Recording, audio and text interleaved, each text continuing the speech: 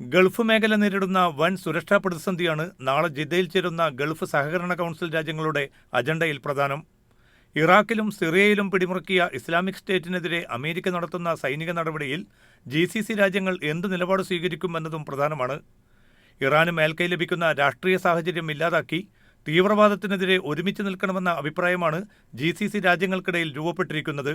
There is a localized interest also to make sure that Iran does not become a dominant player in this region. മേഖലയുമായി ബന്ധപ്പെട്ട സുപ്രധാന വിഷയങ്ങളിൽ സമവായം രൂപപ്പെടുത്തുകയെന്ന ലക്ഷ്യത്തോടെ ഉന്നതതല Saudi സംഘം UAE ഉൾപ്പെടെ എല്ലാ അംഗരാജ്യങ്ങളിലും തിരക്കിട്ട സന്ദർശനം പൂർത്തീകരിച്ചു.